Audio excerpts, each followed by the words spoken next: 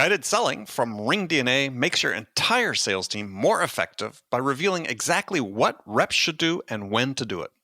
Guided selling works by transforming sales data into a curated list of prioritized sales actions. So when reps start their day, they'll never again wonder which prospects and accounts or hot inbound leads to reach out to next. Guided selling even shifts reps' priority in response to real-time buying signals. Finally, even new reps can sell like seasoned ones. Let RingDNA be your guide to success. Learn more at ringdna.com/guided selling. That's ringdna.com/guided selling.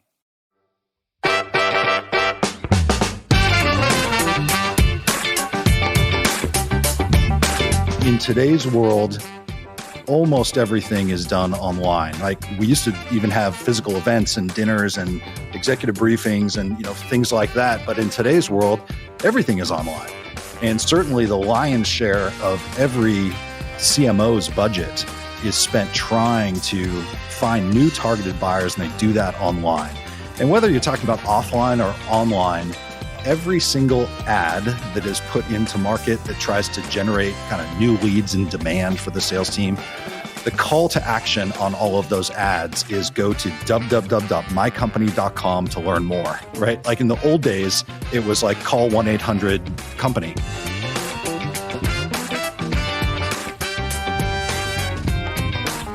Hi, friends. Welcome to the Sales Enablement Podcast. I'm your host, Andy Paul.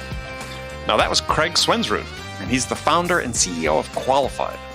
And in this episode, our conversation is focused on speed to lead. And you probably know, I love talking about speed in sales. Sales is all about change, and Kraig and I are going to get into one of those changes, which is that today's buyers expect real-time, personalized experiences. So we're going to dive into what that means for you in a practical sense as a seller. We're also going to dig into why Kraig believes that the old sales development rep model, the SDR process, is inefficient and leaving pipeline on the table, and what that means to you in terms of what your ratio of inbound to outbound leads should be, and further, what that means in terms of how your SDRs should be allocating their time. This is a good one, so lots of great information. Stick around, all this and much, much more. But before we get to Kraig, I want to remind you to subscribe to this podcast wherever you listen to it. And if you subscribe, we'd certainly appreciate it if you could also give us your feedback about how we're doing in the form of a review. So let's jump into it. Kraig, welcome to the show. Hey, Andy, thanks for having me. A pleasure to have you here. So where have you been hiding out the last few months in the pandemic? Oh, wow. I've been in San Francisco, where I live right now. Obviously, it's the typical summer in San Francisco with the fog rolling by, and that's where our company is located also, right in downtown San Francisco. So just been hanging out here for the past few months. How about yourself? Well, mostly New York, some San Diego. San Diego now. We came out here a few weeks ago. But the heart of it, we were in Manhattan, in the deserted streets of New York City. Wow. Yeah, it's kind of eerie at that time. But it feels nicer to be out here, just a little more open than being in the middle of Manhattan. But plus the weather at this time of year. I've lived in New York for a while now, and people always, you had me move from San Diego, and people always say, well, you must hate the winters. And I was like, no, winters really aren't that bad. It's the summers that kill me. the heat and humidity, too much for me. So if I can spend more time in California in the summers, that's better. That's awesome. Well, really appreciate you having me on your show today. Well, hey, appreciate you being here. So maybe for people who aren't familiar with Qualified, tell us a little bit about what you do. Yeah, Qualified is what's being referred to in the industry now as a conversational sales and marketing platform. Effectively, it's a conversational interface that lives on a company's website, and it's really, really smart. So it identifies and collects information about website visitors, tries to identify what companies they work for. If those people happen to be cookied and they've provided their information before, it recognizes the person when they come back, and it connects them internally with the appropriate member of the sales team or the sales development team to have real-time conversations right on the website. And what that does for a company is it helps them generate more leads and more pipeline faster than they otherwise would using traditional mechanisms. And I think a lot of people sort of listen to that and go, okay, is this, they're saying to themselves, is this a chatbot but it's not.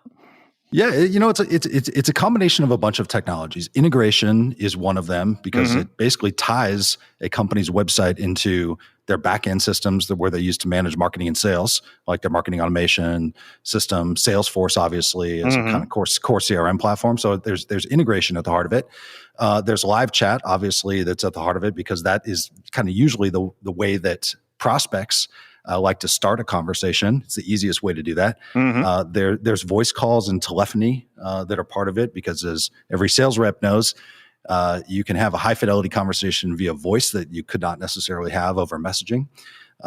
There's kind of website analytics, so you can kind of see what's happening on the website and co-browsing. And of course, chatbots are a component of the system as well, because even the best sales reps go to sleep and take vacations and take some time off. And when that happens, the power of a chatbot is that it can qualify people, it can engage in conversations, it can book meetings, it can do things that help a sales team.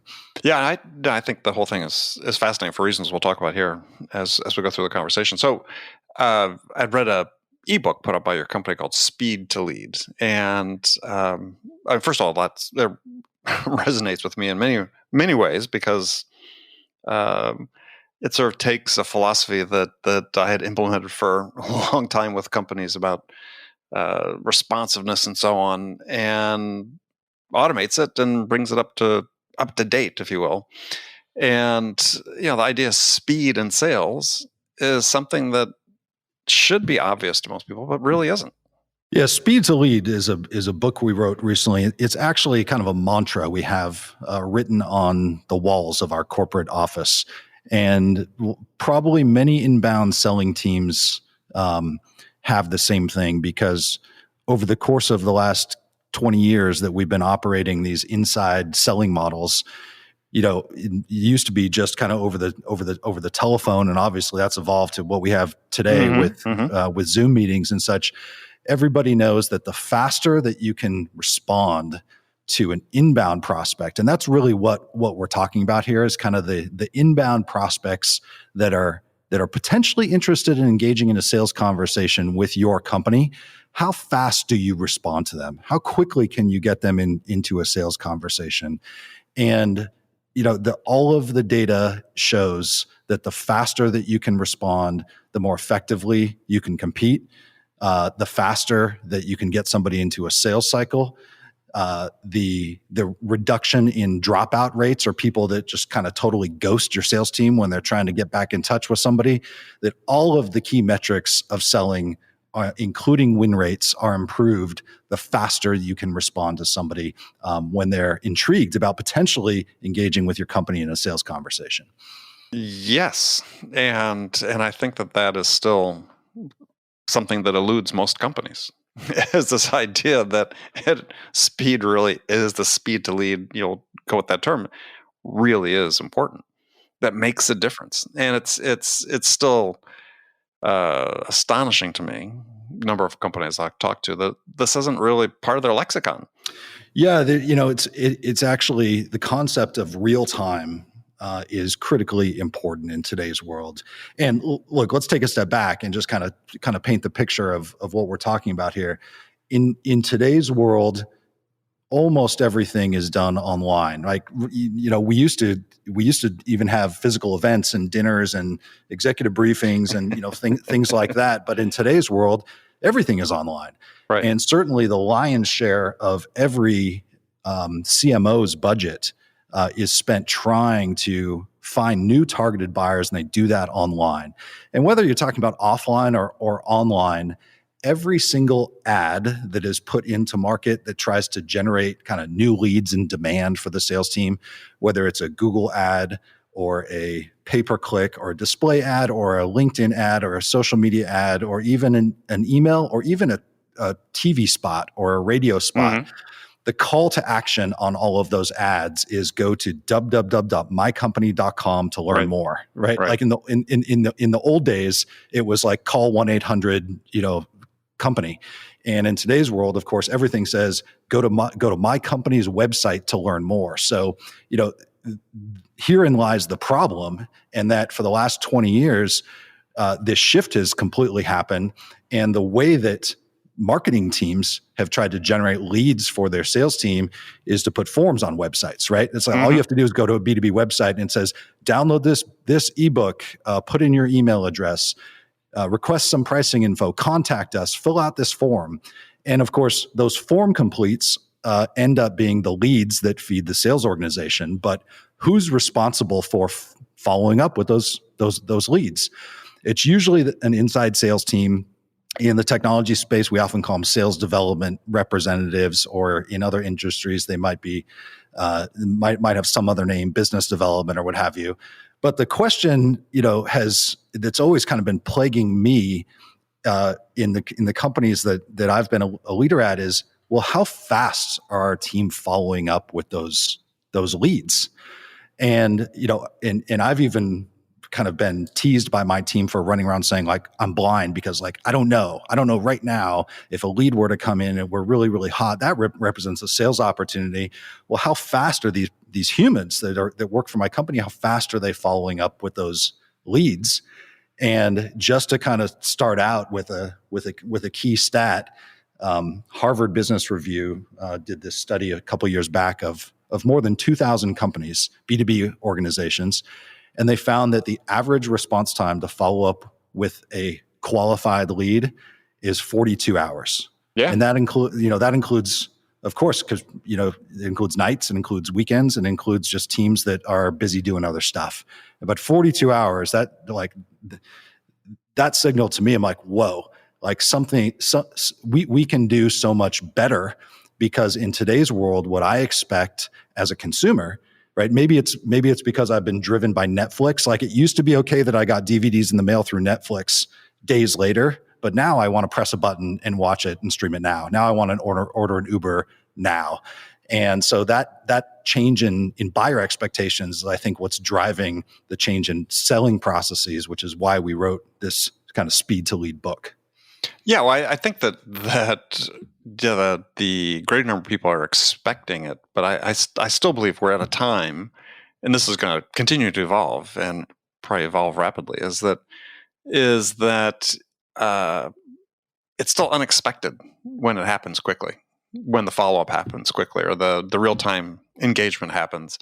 I think people on one level sort of think, we should be doing this, but I think we're still at a stage where buyers are generally surprised when it happens. And it is a differentiator. Surprised because it's because so few companies do it quickly. Right. And so it's like, I don't really expect it, but boy, when it happens, that really sets you apart. Yeah. The whole concept of speed is how come a sales organization can't respond immediately?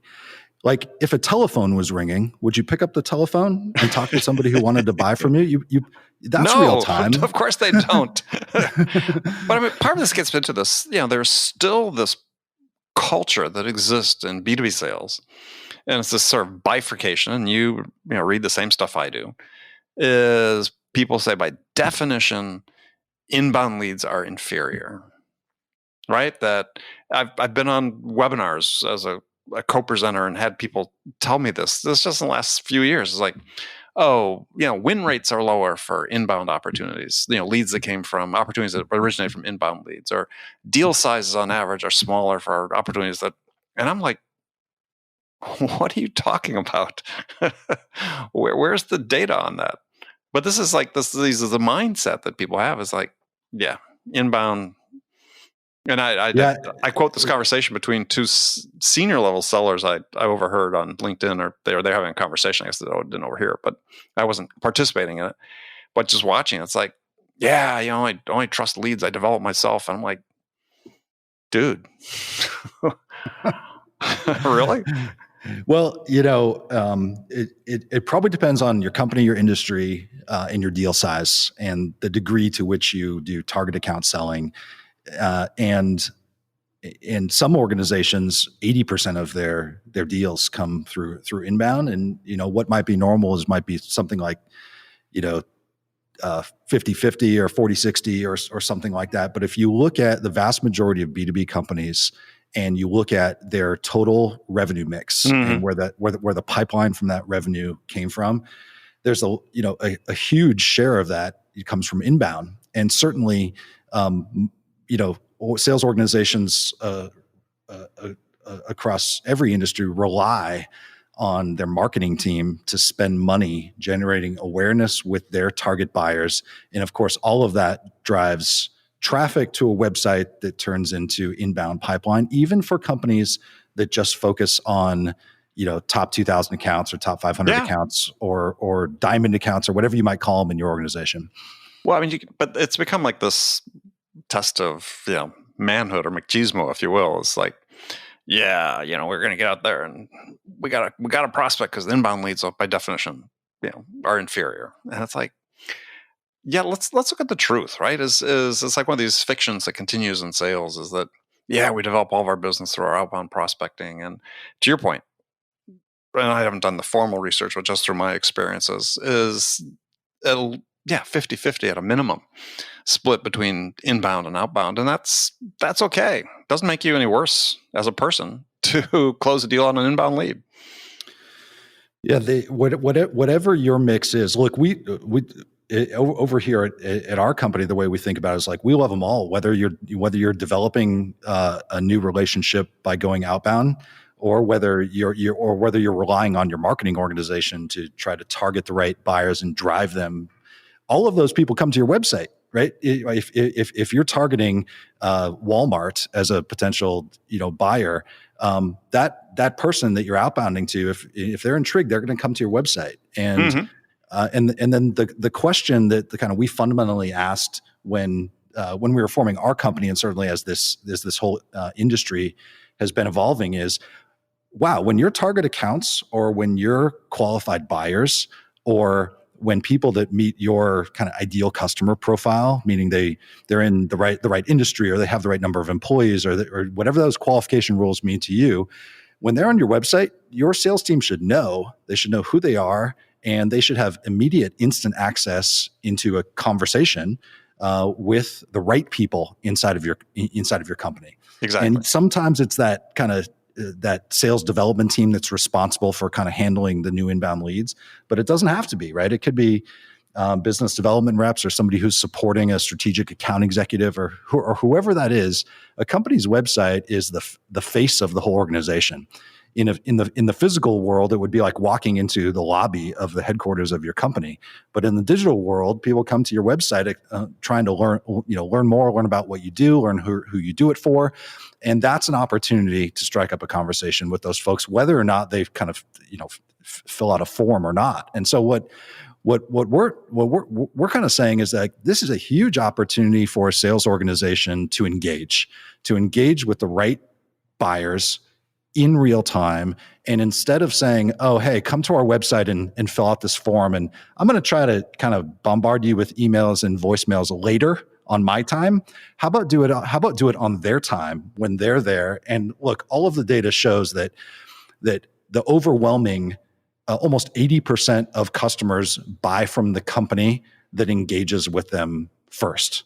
Yeah. And right, it's like if you're there, if you're on somebody's website and you're checking them out and you're trying to learn about their pricing or their packaging or what their product does or whatever this happens to be, and you have a live human engagement that might start with a chat, might be upgraded to a phone call. If you have that kind of first discovery call, which is what every sales rep wants to do, is try to figure out, are you a fit for me and am I a fit for you? If you can have that in real time, then you reduce the number of people that might be just ghosting your email campaigns or your phone calls, or the people who are never opening up your emails, or they're only opening up your emails to try to find the unsubscribe button, right? That's a level of intent that if they're on your website, it's a level of intent that they're interested in what you do. So boom, it's perfect time to strike up a conversation and try to get them into a selling process.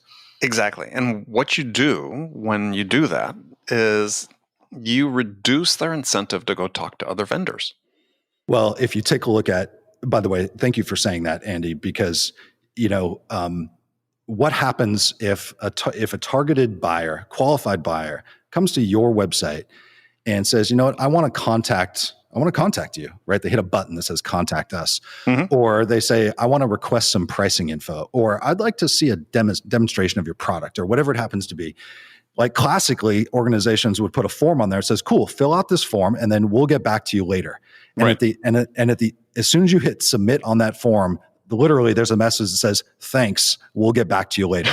Well, what's that person supposed to do right then? Let's say they have 15 minutes until till their next meeting, or till, they got to, take their kids to soccer practice, or their boss comes yelling at them, or, whatever happens in the real world. They have 15 minutes. They Google your competitor.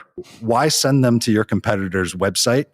Like when there's an opportunity to speak with them right now. Absolutely. Yeah. I mean, I have an example of how we were doing this sort of pre-technology, but I mean, I had a client, 15 years ago that this was everything for them, but they weren't doing a very good job of following up. But they had this great marketing machine generating all these inbound leads, but it was, for one reason or another, taking them 42 hours to respond on average. So we got that down to the maximum of 30 minutes, but that just killed the competition. 30 minutes. I mean, even incumbents, they were going into competitive accounts and capturing them because the incumbents couldn't be bothered to respond within 3 days. And it's this whole idea we used to call is taking prospects off the street. If you can have that first engagement so quick, I took you off the street. You're mine. They're not going to go talk to the competitor. 30 minutes is probably a dream for most companies, but if I can finish that story, this company over 2 years doubled sales just on the strength of changing their sales process. Didn't introduce any new products. We got all the leads responded to within 30 minutes, and they sort of did something which you guys you can do with your system too. Is they've got somebody on the phone. Is they would refuse to get off, and they would never reschedule a second time for like doing a demo. So we sort of trained them with the customers, like, can we schedule time for a demo? And they'd say no, but we can do it now. And if you just had them when they're in, as you said, they're high intent and you're engaged with them, have that conversation. It baffles me when I see companies wait to do these things. In our industry, I'm sure many of your listeners have heard of this. There's something called the 5-minute rule, and a lot of sales development organizations, and certainly I spent a large time in my career at Salesforce. And at Salesforce, we had the 5-minute rule written up on the wall, which is if you can respond to somebody who's interested in under 5 minutes, you're 100 times, and this is what the data showed actually, you're 100 times more likely to get them into a first sales meeting than if you respond even in 30 minutes later. Yeah. So you're 100 times more likely in 5 minutes to get them into a meeting than if you respond in 30 minutes.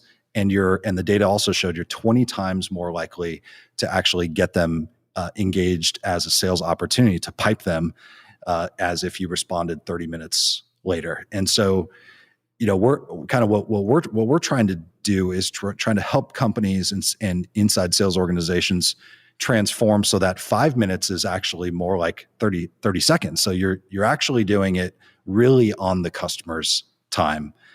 Oh, absolutely. And well, to your point though, with an earlier comment is about what customers expect these days. Is that data from Professor Allroyd at MIT? That's 15 years old. I mean, you got to think that the expectations now are even higher. To your point earlier, is 5 minutes? Yeah. If you can do it sooner, even sooner, that's what people need now. Yeah, customers, look, we all live in a world where we just kind of expect things to happen on our time if we're the buyer now, and if we're interested, or we're going to find the vendor who can support us. And for years, I've heard this saying that I've latched onto in inbound selling teams, that leads are like ice cream cones. Maybe this is because most people who are sales development reps is kind of their first step in their journey to becoming a sales professional. And so that's really where the training ground goes. And you probably need to make more analogies for some of these kind of first time sellers to really grok this idea. So the phrase is, leads are like ice cream cones, in that an ice cream cone is really great if you eat it in the first couple minutes, but but just a few minutes later, it's going to turn into mush, right? And it's going to be, it's going to be no good. So like, if you literally think of an ice cream cone melting, and that's how long you have to respond to an interested prospect before they either disappear on you or they've already entered into a conversation with the competition, speed is of the essence. Yeah. Well, and I give a different example to illustrate the same point, though. And I wrote about this in my first book is, I think inbound leads are like lottery tickets. I mean, when you buy a lottery ticket, do you buy it and then, go get in your car and drive home and, talk to your wife or family before you scratch it off? No, you buy it, you scratch it off, right? You want to see if you won. And that's exactly what an inbound lead is like. The obviously what inside sales teams are trying to do is they're trying to get into discovery calls to figure out, is this person the type of person at the type of company that we would be interested in selling to? And so it's, in the traditional world where somebody would fill out a form, it would be like speed to respond, right? And then how fast can you get the person engaged, like, back and forth, and then finally speed to meeting, like how fast can you get a meeting on the calendar where you can actually have that discovery call. And one of the things that we're kind of preaching in, and we're practicing ourselves at our company, we call it same day disco or same day discovery. So like all of those things that I was just talking about, and if you can do them in the same day, our data shows that we're 3 times more likely to end up with revenue than if you don't do it in the same day. And so we've kind of 100%. Trained our whole inside sales team to say like, look, don't whatever you can do, it doesn't have to be right now. Maybe you have the first conversation right now, but maybe there's that kind of next follow-up where they go, oh, I got to get Julie on the line. We're like, great. Okay. Can we do it today? Because if we can have that conversation today, like you'll get the person kind of more pot committed into the transaction. Like they'll get to know you better, you'll get to know them better, and you'll both be able to see right off the bat, is this something worth pursuing? Or should we just like, it's like anything, time kills all deals, right? And so if you put something on the calendar for next Friday, well, who knows what's going to come up between now and next Friday? Yeah. Well, again, I can send you a copy of my first book. It's called RealTime Selling, which is all about a lot of this stuff. And because it's been the case for a long time, is sellers have always injected this unnecessary time into sales processes. I mean, it's to your point about, well, the first conversation, let's schedule discovery for a few days. It's like, no, let's do it now. Can we do it today? Can we get Julie on the phone today? And that there's concept is somehow this, I don't know how this gets embedded in sellers, but they think that they need to give people a certain amount of buyers, a certain amount of time sort of to process what just happened. And I call that the indecent interval because it doesn't have to exist. Interesting. Yeah. Like we've all been there as sellers. Like we've all seen this happen. And I don't know why, if there is any resistance, it's, likely just from, hey, this is the way we've kind of been doing it for a number of years, and it's kind of working just fine. And while, getting things done in the same day or having a conversation right now while the prospective buyer's on my website, that's harder, right? Running your business in near real time is harder. It's a lot easier to be like, okay, well, I'm going to go get a cup of coffee. And then after I get the cup of coffee, I'm going to email the person. And then you wonder like, well, why didn't they respond to me? Are they ghosting me? Or let's just give it another couple hours. They're probably busy, right? We've all said that to ourselves as sales professionals, right. And then you convince yourself into thinking that like, oh, they just need a little bit more time.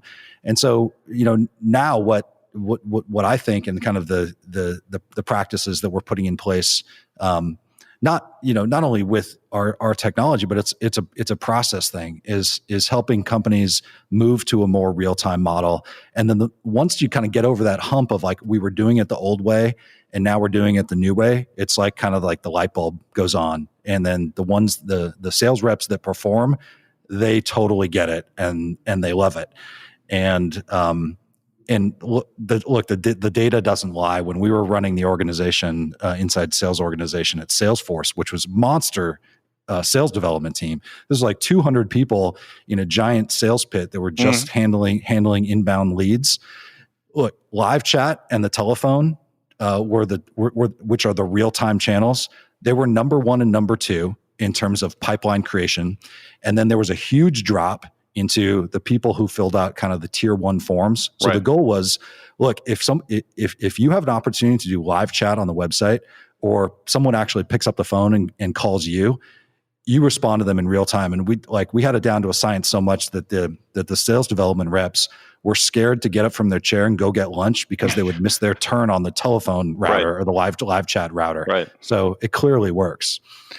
Well, let me ask you a question then about your own sales organization is because you use the term outbounding, I think, in regard to proactively reaching out to people that when they're on your site, and how much of your pipeline comes from sort of traditional outbound, or do you even do traditional outbound?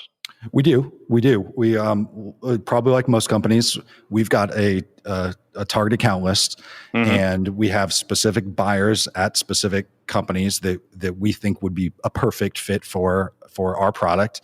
And so we do the kind of the traditional outbounding things in today's world, which overwhelmingly right now are email and telephone calls, and LinkedIn. And that's to try to formulate new conversations with the people that we know we want to talk to. But in addition to that, we have kind of this stream of inbound business just from general awareness of our company, or more specifically through advertisements that our marketing team puts into market that drives traffic campaigns. But this new tactic that you refer to is only something that we've been doing this year, and I'll tell you what, it works, and that is so. Let's call that those two things that I just referred to, the kind of the traditional outbound model, and then the traditional inbound model where people come to your website and fill out a form, and then your sales reps try to get in contact with them. Well, there's this new hybrid, which is kind of outbounding right on your website. Yeah, we actually our internal slang, we call it pouncing. Oh, pouncing! I like that. And so what we do is we identify the characteristics of a visitor when they come to our website. And so we do some reverse IP technology where we go, okay, we try to figure out what company does this person work for. Okay. So and that works like, 40-50% of the time. And if we know, okay, this is a company in this industry with this number of employees, with this amount of annual revenue, headquartered in this city, right? We can immediately go, okay, well that checks a couple boxes for us, first of all, but it doesn't check every box, but this smells like a good one. Or in some cases, we know exactly who the person is. Like if you're sending email to a target buyer that you're trying to get in touch with, and that person clicks through that email, you know exactly who it is, right? Because you sent them an email. So in that case, we would know who the person is and the company that they work for. And in some cases, we just might know a little bit of information, like where they're browsing the internet from, right? Is it the US or the UK or India or Australia or whatever? And so what our technology does is it then integrates into every other internal system you have. So it says, oh, well, we think somebody from Walmart's on the site. Okay, well, what do we know about Walmart? Are they a tier one account? Are they a diamond account? Are they top 5? Who's the AE? Who's the BDR supporting that? And then we alert that person and they go, okay, well, got it. Somebody from Walmart's on my site, and that's in my patch, or this is the type of company I want to sell to. And what they do is they proactively start a conversation right on the website. They don't sit back and wait for the visitor to initiate a conversation.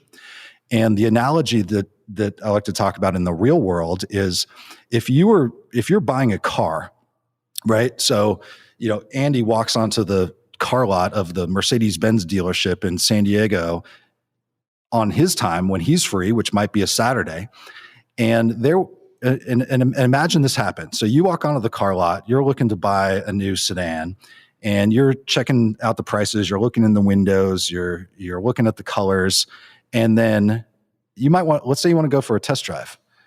Imagine if there were no sales reps there, and there was a little box in the corner that said, fill out your name, write what kind of car you want to test drive, put it in this box, and we'll get back to you later.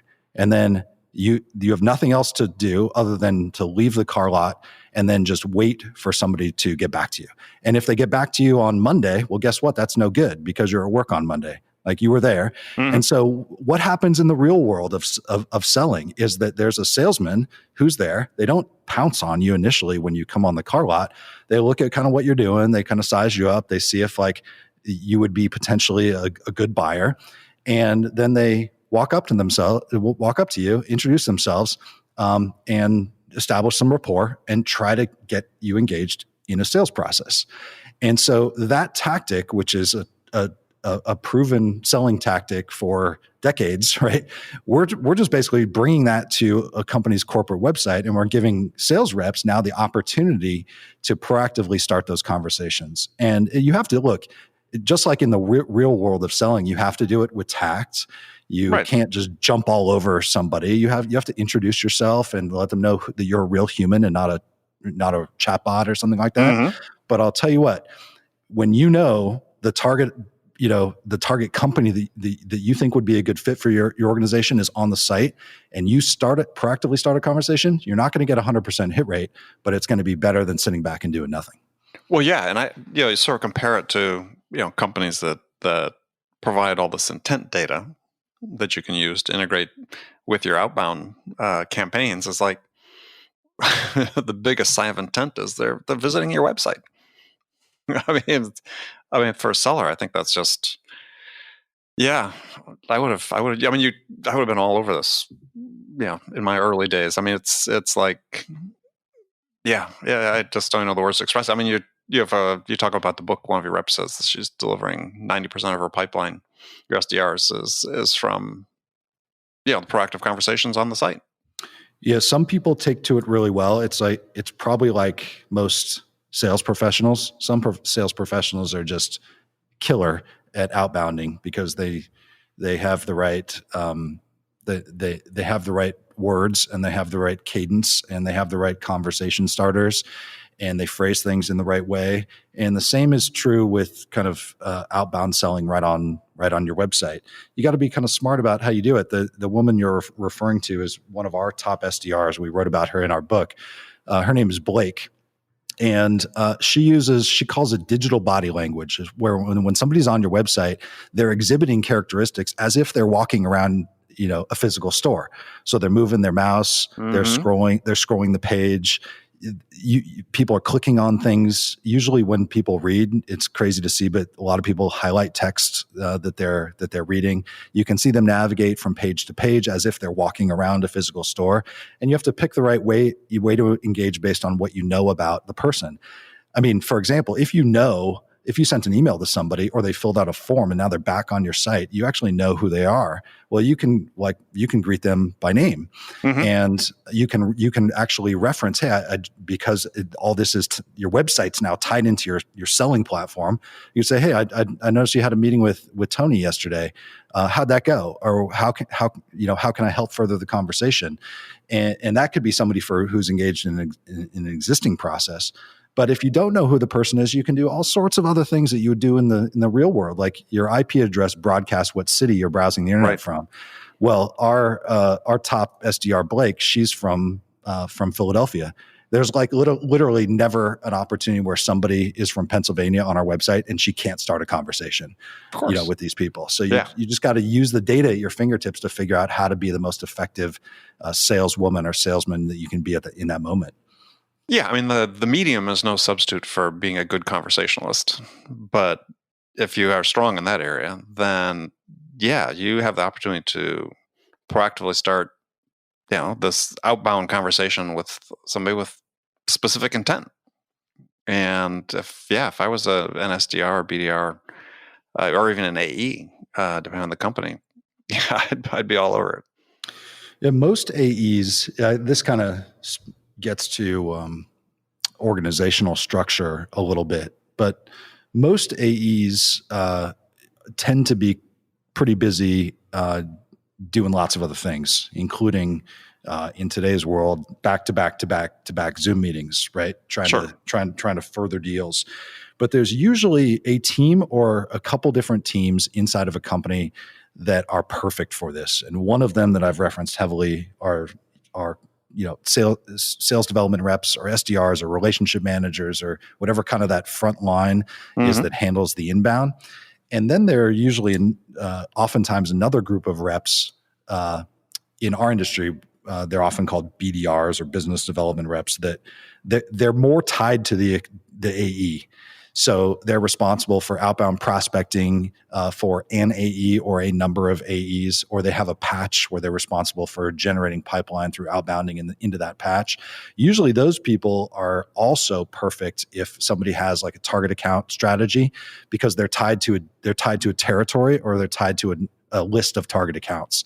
And the great thing for those, we've got one company that I love, one of our customers. They call them diamond accounts. Okay, and every organization has their own syntax, but I love these guys. They call them diamond accounts, and for them, a diamond account is any company with more than $1 billion in revenue, and they have their diamond accounts all tiered in terms of revenue tiers, and then they have their diamond accounts mapped by territory, obviously, which most sales organizations have a territory-based model. And so they've got their own way of setting it up, just like every company has their kind of unique structure to their sales organization. But they're these BDRs that are sitting at their desk that are basically 9 to 5. They're sending cold emails and they're placing cold calls, and they're hitting people up on LinkedIn. When one of these diamond accounts comes to their website, right, the system automatically figures out who's responsible for Apple or Cisco or Walmart or whatever it happens to be. And then it goes, oh, well, that's Haley. That's her job, right? Haley owns Apple and Cisco and Walmart. That's part of the territory she supports.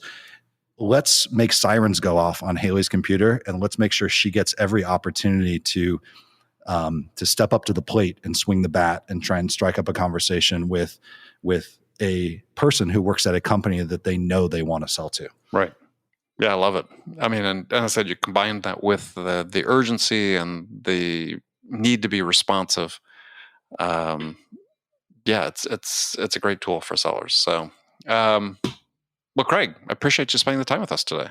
Hey, Andy, it's been really great talking to you today. Love your show, and thanks again for having me. Thank you very much. And yeah, we'll look forward to having you back on. And if people want to get in touch with you, learn more about Qualified, or just connect with you, how can they do that? Certainly. Thanks for that opportunity. Obviously, you can talk to anybody at our company right on our website at qualified.com. And of course, you can reach me, Kraig, with a K, Kraig at qualified.com. Thank you. Excellent. All right. Thanks, Kraig. Okay, friends, that's it for this episode. First of all, I want to thank you for taking the time to listen. I'm so grateful for your support of the show. And I want to thank my guest, Kraig Swensrud, for sharing his insights with us today. If you enjoyed this episode, please subscribe to this podcast, Sales Enablement with Andy Paul, on iTunes, Spotify, or wherever you listen to podcasts. And if you could also leave us a rating or review and let us know how we're doing, we'd appreciate it. And you can do all that on your phone in less than a minute as soon as this episode is over. So thanks for your help. And thank you so much for investing your time with me today. Until next time, I'm your host, Andy Paul. Good selling, everyone.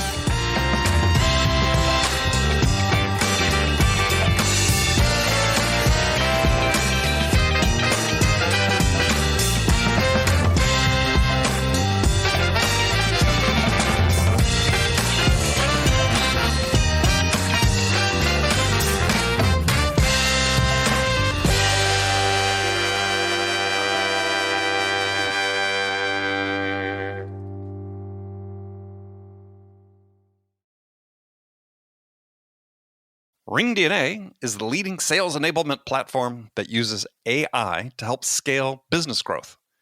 Trusted by the top companies across the globe, RingDNA offers a suite of powerful tools for every sales role. The RingDNA Dialer radically improves sales productivity and call connection rates, while guided selling helps reps know exactly what to do and when to do it.